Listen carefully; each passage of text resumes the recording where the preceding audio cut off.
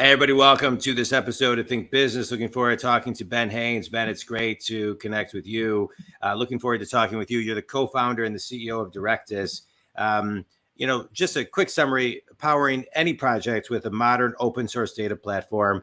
Your company has over 19 million downloads. You are the world's first open data platform for instantly turning any SQL database into an API and just a no-code app. So let's talk about, to anybody listening who has no clue what that means. So describe, put it in kindergarten terms. Yeah, ELI 5. So essentially, every project out there has a database somewhere behind the scenes. Many of those are relational or SQL databases. We're giving two capabilities. One is a toolkit for developers. It layers on top of that database and gives them APIs and connectivity, automation, security, etc. And the second is a data studio, a no-code application where anyone, technical or non-technical, can go in, manage, visualize, and work with that data. I love it. And so just talk about, so people can kind of, because as a business coach, I'm working with anyone from a salesperson to a C-level leader, manager. Who's the ideal client? I want people to make sure that they understand this in layman's terms. Yeah, so the ideal customer profile, or user profile in our case, is a developer. We are primarily developer tooling.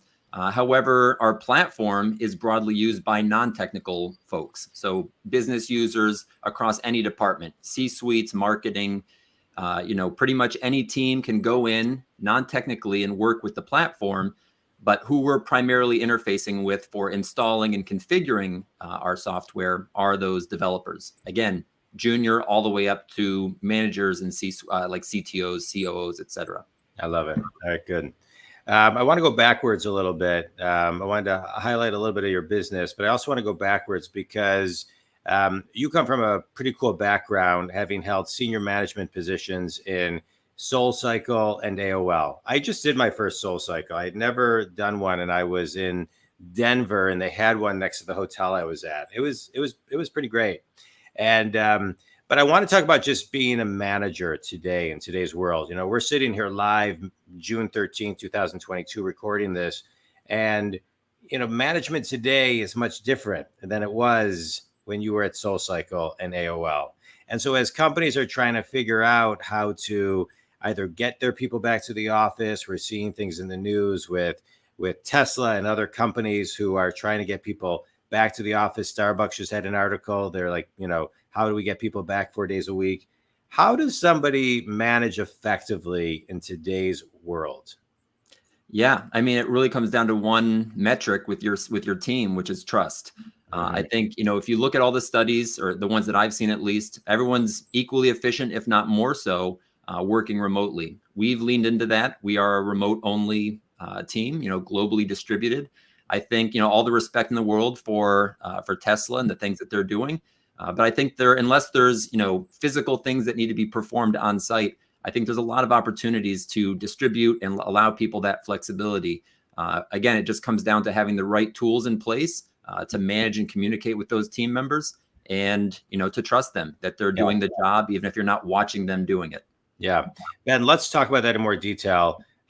Because I think building trust is hard for people, right? And so in this world, what type of tools that you're talking about, what type of tools do you put in place to even, maybe create the roadmap so people know what they're doing, and I can trust that they're actually doing what they say they're going to do? Yeah. So, I mean, that's really what it is. It's managing expectations in both directions. The team needs to know what they're responsible for and the time that they need to complete that. And then the management needs to, be on the flip side. I think it's what we've seen on we're very engineering focused, is the right tool for the right job. So we have Discord for team communication, but for project management and overseeing these milestones, we use various tools depending on what the team is. So engineering, of course, is on GitHub. We have sales and marketing on different platforms, and it really depends on what is being performed by those team members. And so I think, again, it comes down to, the trust, not only in the people, but also in the tools, that when you set those milestones and that work to be performed, if it's being checked off, you just have to make sure that things are being done appropriately. And if things aren't being resolved, goes back to communication. You need to talk to those folks and understand why maybe things slipped. Maybe you were being aggressive, under promise, overachieve, that sort of thing. And then just keep updating, keep sort of working through the method, the workflow. But let me ask you a question. One of the things I see is that a lot of times some people have trouble actually with time management or structuring themselves, and getting that inspiration, kind of when that walk and talk management, right? Walk and talk management is such a great way, and it's just different. You can't really walk and talk in today's world, in a hybrid world. And so how do you work with people from a management standpoint to give them the structure and the guidance and those spurts of inspiration that they need? Yeah, I think the first thing is to sort of just let go. I think especially in this sort of in this remote workforce, it's really difficult to sort of micromanage. The more you're checking in on what's going on, especially for engineering, that's a very known thing. You interrupt an engineer, every half an hour, they're going to lose hours of productivity in that day or in that week. So it's really important just to let them work through their tasks at their own pace. They might need to be a little bit more agile with a lowercase a and shift between what they're doing. But yeah, I think that the biggest thing you can do is let them discover what process works best for them. Whether they're working out of a coffee shop or at home. I feel like I live out of my office. Others feel like they're working out of their home. Those are two different ways of looking at the same thing. And so it really depends on a case-by-case basis. Yeah. Yeah. I saw this as I work with people, and I'm launching in July this coaching program where it just gives people Monday, Wednesday, and Friday videos based off of a private Facebook group, short micro learning, just to keep them engaged for companies who need it for their people. And so I'm excited about that. Let's go back to talking about management for just one more second, because you worked for two companies that had such massive brands and cultures. And so how have you infused that into your business as far as just the culture and the brand? Yeah, so very, very different. When I joined SoulCycle, of course, they were leveraging our software through all their period of growth. They were a very small organization, Julie and Elizabeth, the partners, and a handful of other folks running things through all those years of growth when they grew into a much larger organization. Similarly, the AOL, Verizon, Yahoo side of things was much more structured and tall, so to speak. And I say tall because I think the flat organization or architecture is what really worked well. A lot of startups have that. They lose that over time when they end up with many different strata of managers and executives, and the communication breaks down. It always comes back to that. How in tune are you with what your actual team members are doing and that output? Yeah. And so keeping things flat, holding on to that startup mentality as long as possible, making sure that executives are, boots on the ground, so to speak, and have day-to-day or just appropriate communication with video whenever possible. I think that those are sort of the keys that I've seen, going from very small and up and coming organizations up to, Fortune 100. Yeah, I love it. I love it. All right, let's get back to you and your business. Business is, success is never a straight line. You've had a really cool, world as far as what got you to where you are today. I just want to point out, I know you served in the United States Air Force, so thank you for your service. My father was in the Air Force as well. He was a dentist in the Air Force, but always loved being part of it. And so, give us kind of like the Reader's Digest version, the 1-minute version of how you got to where you are today. And really the reason I ask also is because I think a lot of people who are in college, graduating college, at a crossroad of where they want to be, have had an idea in their brain, sometimes just a minute of inspiration on somebody else's journey that wasn't a straight line can really infuse inspiration in them. Yeah. I mean, it kind of distills down to a lot of tropes that people already are aware of. It's not an overnight thing. I've been doing this for 18 years, and there wasn't success in the first, 16. There was some great milestones, great adoption on the open source side. We took this platform that we were using internally to make our own work more efficient. We gave it to the community, and we're really leaning into that mindset of just build premium open source software, give it away for free, and that rising tide lifts all ships. We're able to monetize that and build a sustainable company.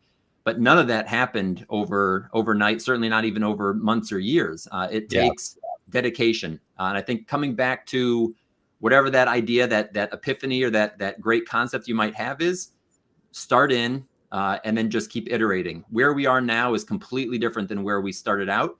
Similar concepts and strategies. But I think that iterative, real world use case and growth, that's where the magic happens. It's not in that, the bathtub overflows eureka moment. Yeah, I love it. All right, quick speed round.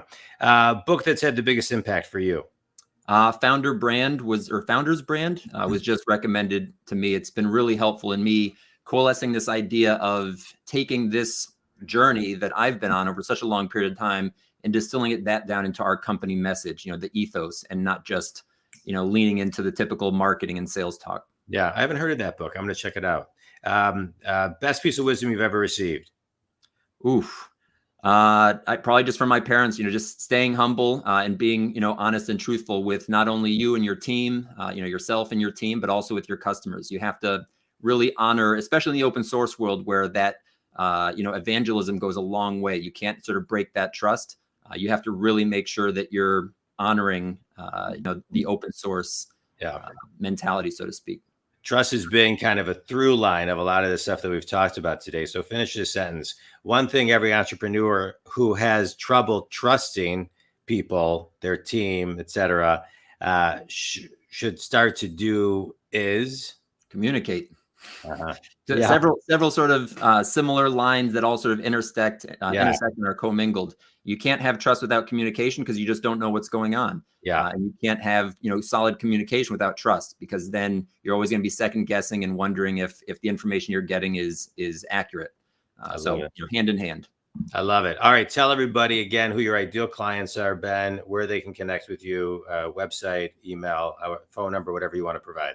Yeah, so it's nice and easy. Directus.io, our primary website. You can get to our cloud solution, which of course has a completely free tier. You can get to our documentation. You can find us on GitHub, Docker. There's a million different ways to find our platform.